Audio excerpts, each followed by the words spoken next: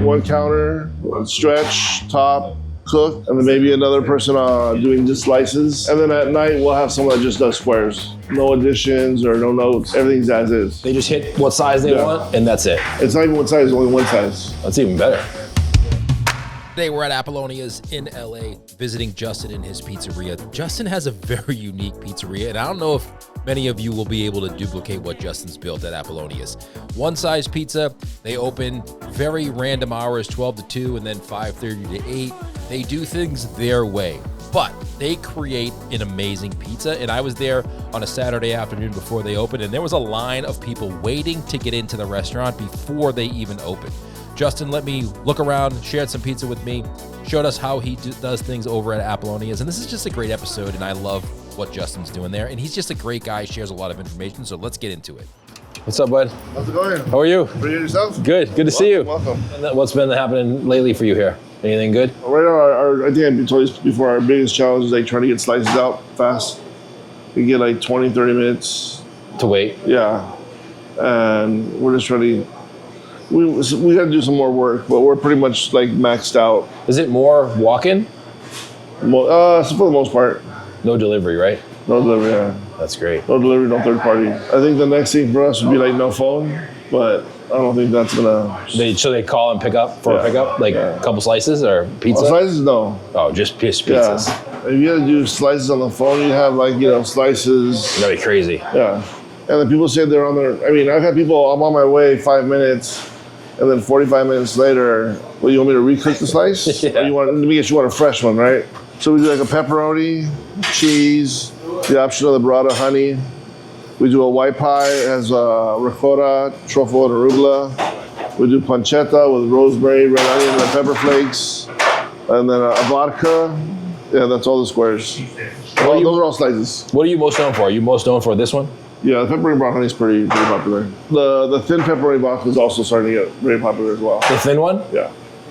New York style? Do you call it New York style? No, we just thin. Just thin. Yeah. If someone asks you, do you say, like if someone says to you, what style of pizza do you serve? What do you say? East Coast inspired. East Coast, yeah. Yeah. I don't know. Some people will hold it like, they're like, oh, this is in New York. You're like, this looks exactly like a Scars or, Pauly G slice or Linda Street's. Like, it looks just the same. Right. What makes New York pizza? To me, when I think New York before the past 5 or 10 years, they were usually pretty undercooked. More on the lighter side, Because they reheat them? Yeah, they reheat them, but it's more like on the wider, the crust. There's been a revolution in the past 5, 10 years on a lot of flavor and crust. But I think, traditionally it's more white, very light, maybe even undercooked. Now everything is, everyone wants everything well done, or think they have to ask for it well done.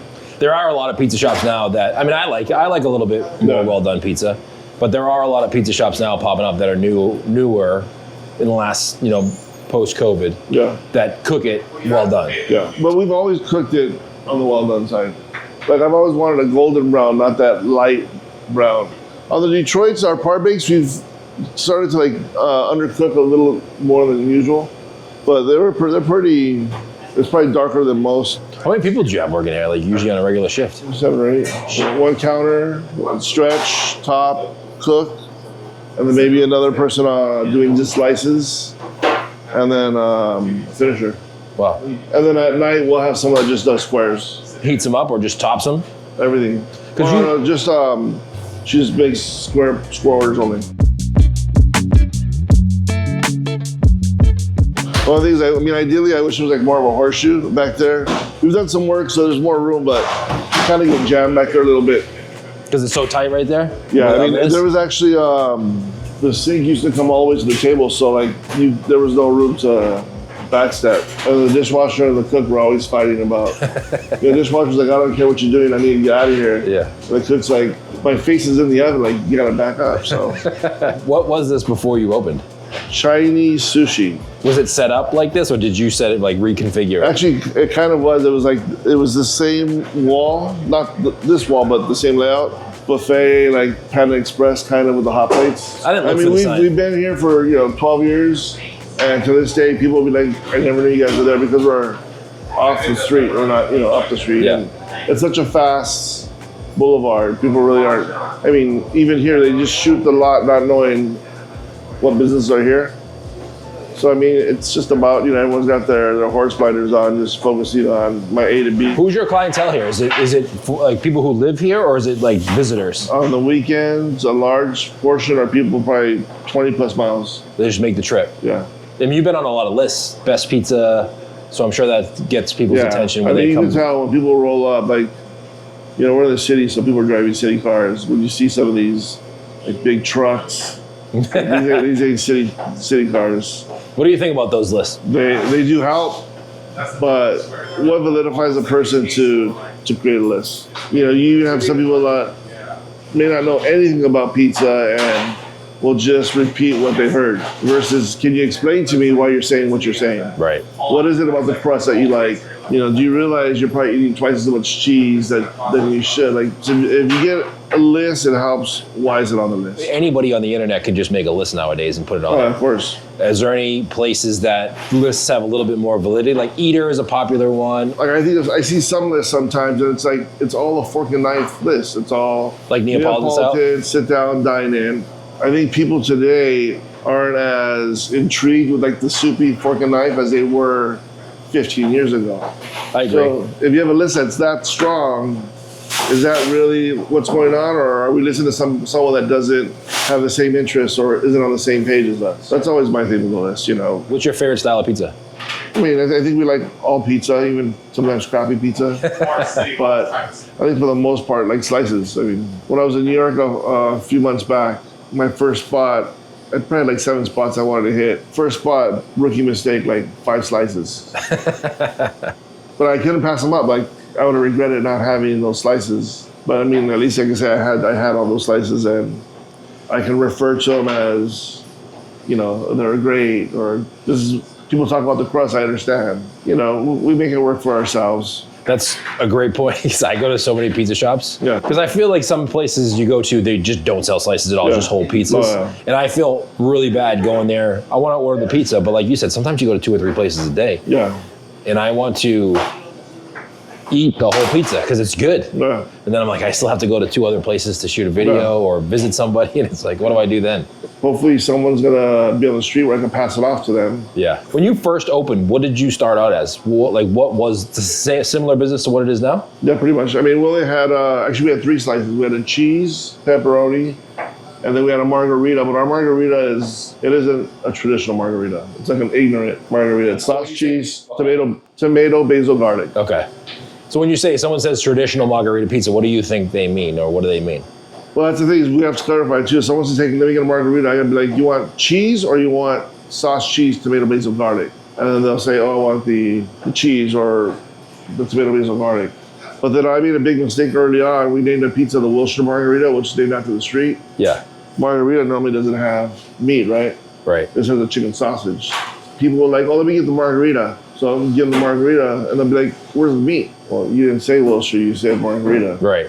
And it's like you get into this debate, So we learned early on, like, that was a big mistake of creating a margarita with meat on it. That's great. That's the deal with phone orders, too. Yeah. I had a phone line records all our calls. I have the call right here if you want me to, send it to you. Have you ever done that? All the time. That's great. That's great. You just get into a debate, and it's like, I'm not going to make another pizza for you. Right. Well, our online is super minimal. It's like the combinations, and there's no additions or no notes. Everything's as is. So you don't do any you just, whatever is on there, they just hit what size they want, and that's it. It's not even what size, it's only one size. Oh, so just whatever the item is. Yeah. That's even better. Do you sell out? We try not to. Sell out sounds cool, but financially there's nothing cool about it. Right. Yeah. What happens if you get close? Do you have like backup dough in the back, or? No. I mean, there's times where it's like we're never getting close. So if you say you go through your schedule, because like once you're in business for a year or 2, you kind of get the cyclical fashion of like how many you're going to sell. And for us, it's like 12 years, still the same. Really? I think last night they may have had like 10 extra square pies, and the week before we had to make 10 extra square pies. We ran out. How do you know that then? Like, what do you do? No, I mean, the thing is, like, they hold overnight, so it's not a loss, but... That's stressful, though, as an owner, because you never really know what you're going to sell, though. I mean, it's never the same. Most businesses can look back at the data and say, okay, it's whatever week it is this month. Yeah. This is what we did last 2 years. It's kind of the same. That's crazy that it's not the same for you. Our lunches lately have been getting a little slower during the week, and I was like, oh my God, like this is it. We're gonna start taking that downfall. And then I'll do the numbers at the end of the month, and it's like we're still on the up. So that's great. What's one piece of advice if you could give yourself, looking back when you first opened, you give yourself? Oh man, have a better plan. I mean, I look back at my plan. I had no plan. My plan was like crossing my fingers, crossing my fingers and being grateful. Like I was pretty determined, but definitely I had plans out. Were you nervous the first year? Like it wasn't gonna work? Not so much nervous, just, clueless. I mean, I think 12 years ago, like I didn't know anything about dough. I worked at another place and we even thought like, let's try to replicate it. Once we started, you're like, this isn't what we want to do. Where'd you learn to make dough again? Where'd you go to learn? On the east side here in LA. But it was nothing to brag about. We didn't even know why we were doing what we're doing. But we're just trying to make better pie today, tomorrow. Just grateful to still be here 12 years and still clueless, but something's working. Yeah, definitely. 12 years is a long time to be in business in the same location. Yeah. And not only be in business in the same location, but like increase every year. Yeah.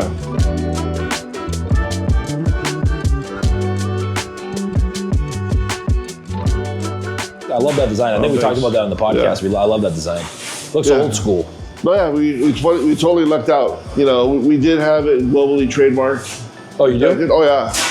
And now what's trademarked? The name or the logo itself? Everything.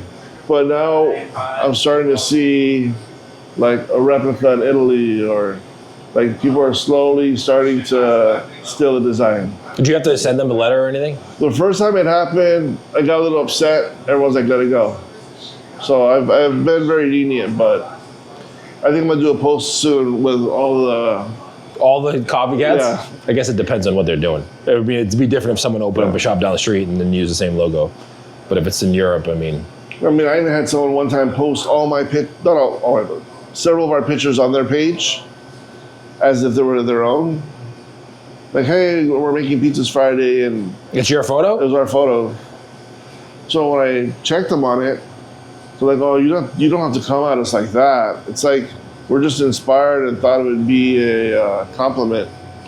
That's sketchy, because you're trying to convince someone that you're gonna make a pizza that you didn't even make. Well, not only that, you don't even follow us, and two, you don't even tag us. So it's like you're making sure there's a buffer for either one, people not finding out the truth, right, or us finding out what you're doing. It's over. You guys have a pretty good following, so I'm sure at this point you have a lot of people who would recognize your stuff. Yeah. So when you started, there was no Instagram. Yeah, I think there was. Was Instagram a thing? Yeah. Was it as big a thing as it is now? No. So how did you get the word out when you first started? I don't know if we've ever talked about that. Yeah, we were at the right place at the right time, at the right peak. Back then, we put a post, we knew we were gonna get thousands of likes. Now it's like we're lucky if we get 1,000. So you went on Instagram early? Yeah. Apollonias Pizza on Instagram, is that the account? Yeah, we'll link that up.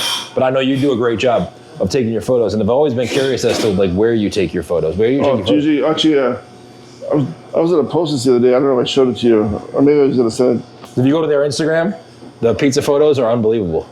He used to be a photographer. Well, you kind of are. You're still a photographer. Not used to be. That was just one day. That's great. I know we talked about that on the podcast. Can you send me that photo? Yeah. I'll put that like on the screen. You'll probably see that like here or here. Editor, put that in there somewhere. Like right now it's really good lighting, because when you come to the window, it's like a lot of blue light from the sky. Right now it's overcast, so it's like white light. That's awesome. I appreciate you letting me come in, hanging out with me. Thank you. Showing us some pizza. I'm gonna wait till you guys make some pizza. We'll show everybody the pizza there. It's so busy in there.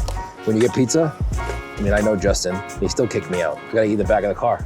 He kicked me out, I'm just joking. But it's so busy in there. There's 15 or 20 people just waiting for their slices and their pizza. So you gotta do what you gotta do. I'm eating a pizza here. I'm gonna try it out. I didn't get the square. Hear me out.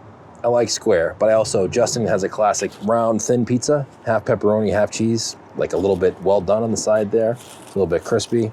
It's my favorite style of pizza right here. I always said, if I ever open a pizza shop again, after I punch myself in the face for thinking about opening a pizza shop, the style of pizza that I would do is this style right here. I just feel like it's the most accessible, everybody likes it, and it carries well. Here we go.